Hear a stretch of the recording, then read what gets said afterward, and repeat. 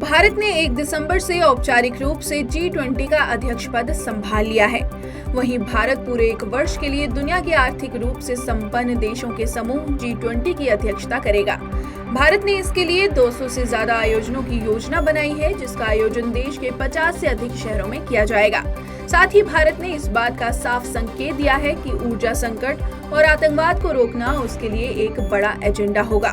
इस पर पीएम मोदी ने प्रतिक्रिया देते हुए कहा कि भारत की G20 की अध्यक्षता दुनिया में एकता की इस सार्वभौमिक भावना को बढ़ावा देने की ओर काम करेगी। इसीलिए हमारा थीम एक पृथ्वी, एक परिवार, एक भविष्य है। हम समग्र मानवता के कल्याण के लिए मानसिकता में मूलभूत बदलाव को उत्प्रेरित करेंगे। बता दें, इंडोनेशिया में G20 बाली शिखर सम्मेलन के दौरान इंडोनेशिया के राष्ट्रपति जोको विडोडो ने 16 नवंबर 2022 को सांकेतिक रूप से प्रधानमंत्री नरेंद्र मोदी को G20 का अध्यक्ष पद सौंपा था। यानी अब भारत 1 दिसंबर 2022 से 30 नवंबर 2023 तक G20 की अध्यक्षता करेगा। जवाहरलाल नेहरू विश्वविद्यालय यानी JNU की दीवारों पर नफरती भाषा लिखने को लेकर एक बार फिर विवाद शुरू हो गया है। 2 दिसंबर को सामने आए इस मामले में JNU प्रशासन की ओर से जांच के निर्देश दिए गए हैं। JNU की दीवारों पर एंटी ब्राह्मण और बनिया स्लोगन के सामने आने के बाद इस कृत्य की चौतरफा निंदा हो रही है। ऐसे में JNU की vice chancellor professor Shantishree D Pandit ने इस घटना पर संज्ञान लिया है।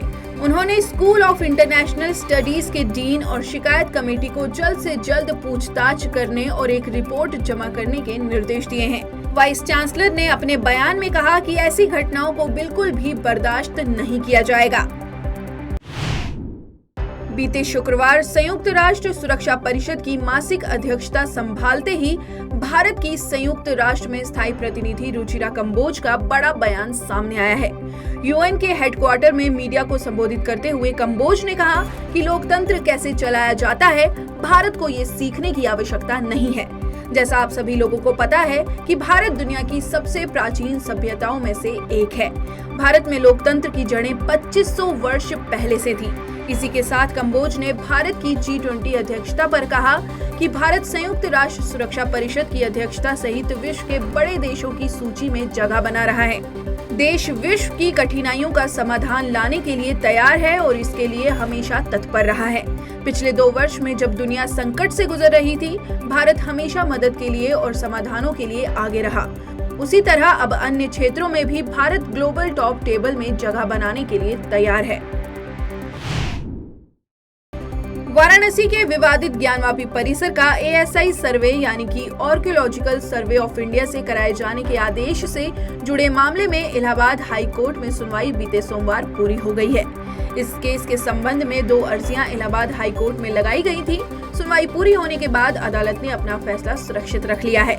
अदालत ने कहा कि पक्षकार इस मामले में 2 हफ्तों में अपनी लिखित दलीलें या दूसरे दस्तावेज कोर्ट में दाखिल कर सकते हैं, जिस पर अब इलाहाबाद हाई कोर्ट का फैसला 2 हफ्ते बाद आएगा।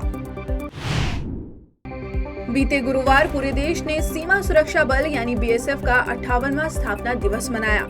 इस समारोह के उपलक्ष्य में पीएम मोदी ने ट्वीट कर कहा कि ये एक ऐसा सुरक्षा बल है जिसका भारत भूमि की रक्षा और पूरी लगन के साथ राष्ट्र की सेवा करने का उत्कृष्ट इतिहास रहा है।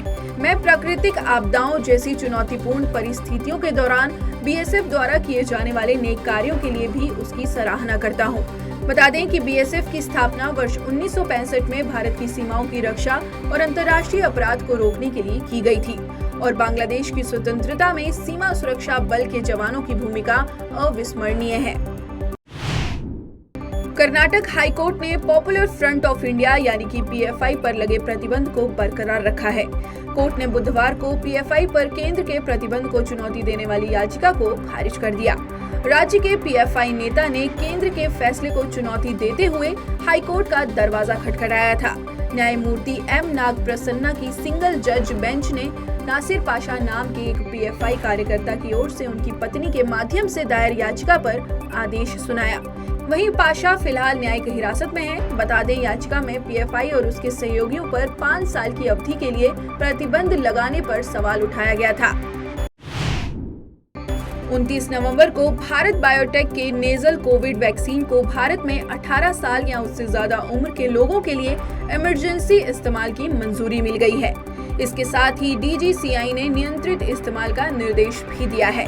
भारत बायोटेक इंटरनेशनल लिमिटेड ने नाक से लिए जाने वाले वैक्सीन इनकोवैक का निर्माण किया है, जिसे खासतौर पर बूस्टर डोज के रूप में लगाया जाएगा। कंपनी ने बताया कि इसका इस्तेमाल बूस्टर खुराक के रूप में किया जाएगा।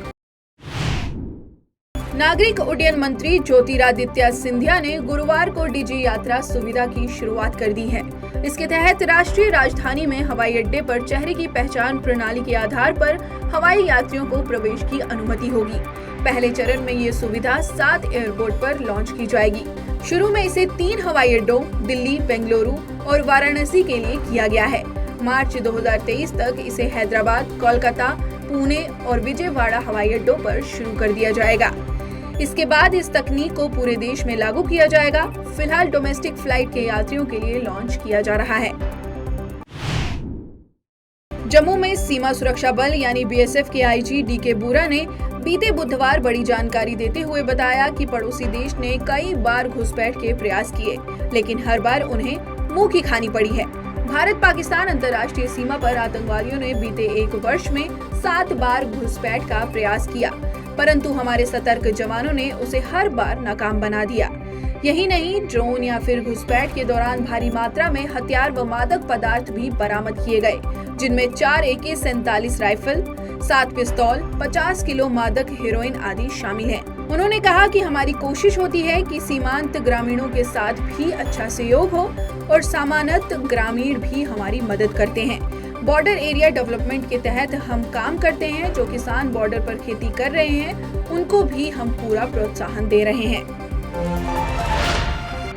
शिवसेना चुनाव चिन्ह विवाद मामले की पहली सुनवाई 12 दिसंबर को होगी। भारतीय निर्वाचन आयोग इस मामले की सुनवाई करेगा। इसके तहत आयोग ने दोनों पक्षों को अपने अपने दस्तावेज व बयान 9 नवंबर तक दाखिल करने का निर्देश दिया है। दरअसल 3 नवंबर को महाराष्ट्र के अंधेरी ईस्ट विधानसभा सीट पर उपचुनाव से पहले चुनाव आयोग ने शिवसेना के नाम और चुनाव चिन्ह को फ्रीज कर दिया था। इसके बाद दोनों गुटों को अलग अलग नाम और चिन्ह आवंटित किए गए थे। वहीं अब इस चुनाव चिन्ह विवाद मामले में भारत निर्वाचन आयोग 12 दिसंबर को सुनवाई करेगा। त्रिपुरा के मुख्यमंत्री माणिक साहा ने बीते मंगलवार अगरतला में कोलकाता स्थित सत्यजीत रे फिल्म एंड टेलीविजन इंस्टीट्यूट के तहत Tripura film and television institute का उद्घाटन किया। SRFTI के निदेशक हिमांशु शेखर खटुआ ने कहा कि 47 छात्रों के साथ TFTI के पहले बैच की कक्षाएं दिसंबर के पहले सप्ताह से शुरू होंगी। साथ ही उन्होंने कहा कि SRFTI ने शुरू में अल्पकालिक पाठ्यक्रम तैयार किए हैं और निकट भविष्य के संस्थान में डिप्लोमा पाठ्यक्रम भी शुरू किए जाएंगे। उत्तराखंड राज्य की सरकारी सेवाओं में महिलाओं को आरक्षण देने की दिशा में सरकार ने कदम बढ़ा दिए हैं। इसी कड़ी में विधानसभा के शीतकालीन सत्र में सरकार की तरफ से संसदीय कार्य मंत्री प्रेमचंद अग्रवाल ने सदन में उत्तराखंड लोक सेवा विधेयक 2022 प्रस्तुत किया, जिसके तहत उत्तराखंड की मूल व स्थायी निवासी महिलाओं को नौकरी में आरक्षण का लाभ मिलेगा, जिसमें महिलाओं को सीधी भर्ती में 24 जुलाई 2006 तक 20% और इसी अवधि के बाद 30% आरक्षण देने की व्यवस्था की गई है। ऐसा कर सरकार ने प्रदेश में राज्य गठन के बाद क्षैतिज आरक्षण के आधार पर हुई महिला कर्मियों की नियुक्तियों को सुरक्षित रखने की दिशा में कदम बढ़ाया है। बीते शुक्रवार इंदौर के नवीन शासकीय विधि महाविद्यालय के 6 शिक्षकों को अखिल भारतीय विद्यार्थी परिषद यानी ABVP के कार्यकर्ताओं ने धार्मिक कट्टरता फैलाने का आरोप लगाया है। आरोप लगा है कि प्रोफेसर छात्रों को अकेले में बुलाते थे और धारा 370 पर बातें करते थे। आरोप यह भी लगा कि ये शिक्षक कक्षाओं में पढ़ाने के दौरान राष्ट्र विरोधी मानसिकता रखते हैं और एक ही धर्म से जुड़ी बातें करते हैं, जिसका पाठ्यक्रम से कोई लेना देना नहीं होता है। छात्रों को रेस्टोरेंट में चलने और बाहर मिलने के लिए भी प्रोफेसर दबाव बनाते थे। इस शिकायत को गंभीरता से लेते हुए कॉलेज प्रबंधन ने शिक्षकों पर कार्रवाई की और 5 दिनों के लिए उन्हें निलंबित कर दिया है। इस दौरान इस मामले में जांच के आदेश भी जारी किए गए हैं। भारतीय रिजर्व बैंक ने 1 दिसंबर से डिजिटल रुपी यानी ई-रुपी को लॉन्च कर दिया है। केंद्रीय बैंक की ओर से दी गई जानकारी के अनुसार शुरुआती चरण में मुंबई, दिल्ली, बैंगलोर और भुवनेश्वर के लोग ई-रुपी का इस्तेमाल कर पाएंगे। RBI ने अभी ई-रुपी को पायलट प्रोजेक्ट के रूप में शुरू किया है। इसके लिए SBI, ICICI bank, yes bank और IDFC फर्स्ट बैंक को चुना है। आम लोगों के लिए जल्द ही ई-रुपी देश के अन्य राज्यों में भी शुरू हो जाएगा। बता दें, डिजिटल रुपी एक डिजिटल टोकन के रूप में मिलेगा। यह उसी मूल्य वर्ग में जारी किया जाएगा जो वर्तमान में कागजी मुद्रा और सिक्के जारी किए जाते हैं। यानी आपको 10, 20, 50 से लेकर अलग अलग मूल्य के डिजिटल रुपी मिलेंगे। यह बैंकों के माध्यम से वितरित किया जाएगा। देश के कर प्रणाली में किए गए परिवर्तन के परिणाम धरातल पर दिखाई दे रहे हैं। इसी कड़ी में वित्त मंत्रालय द्वारा जारी आंकड़ों के अनुसार वित्त वर्ष 2022 के नवंबर के महीने में वस्तु और सेवा कर संग्रह में 11% की वृद्धि दर्ज की गई है। देश का वस्तु और सेवा कर संग्रह 1,45,867 करोड़ रुपए के साथ लगातार 9वें महीने में 1.40 लाख करोड़ रुपए से ऊपर बना हुआ है। नवंबर के महीने में एकत्रित किए गए कर संग्रह में केंद्रीय जीएसटी 25,681 रुपए, राज्य जीएसटी 32,651 रुपए और एकीकृत जीएसटी 77,103 करोड़ रुपए है। विश्व की प्रगतिशील अर्थव्यवस्था भारत के आगामी भविष्य को लेकर निवेशकों में भरपूर उत्साह है। परिणाम यह है कि चालू वित्त वर्ष की सितंबर छमाही तक देश में 21 लाख करोड़ रुपए का निवेश हुआ है। ICICI सिक्योरिटीज द्वारा जारी की गई रिपोर्ट के अनुसार केंद्र सरकार द्वारा 7 लाख करोड़ रुपए का निवेश किया गया है, तो वहीं राज्य द्वारा भी 5.2 लाख करोड़ रुपए का निवेश शामिल है। इतना ही नहीं, देश की आर्थिक प्रगति का आकलन करते हुए निजी क्षेत्र ने भी 7 लाख करोड़ रुपए विभिन्न आर्थिक क्रियाओं में लगाए हैं। बता दें कि वित्त वर्ष 2013 में भारत में कुल निवेश 8.9 लाख करोड़ रुपए था। नवंबर के महीने में भारत के ऑटोमोबाइल सेक्टर में व्यापक वृद्धि दर्ज की गई है। उपभोक्ता बाजार में बढ़ती मांग के मध्य दिग्गज कार निर्माता कंपनी मारुति सुजुकी ने नवंबर के महीने में 18% बढ़ोतरी के साथ 1,39,306 वाहनों का विक्रय किया है। वहीं हुंडई ने 34% की वृद्धि के साथ 64,004 इकाई और टाटा ने 21% की तेजी के साथ 75,478 इकाइयों का विक्रय किया है। इतना ही नहीं, देश के दोपहिया वाहन निर्माता कंपनियों के लिए भी नवंबर का महीना लाभदायक साबित हुआ है।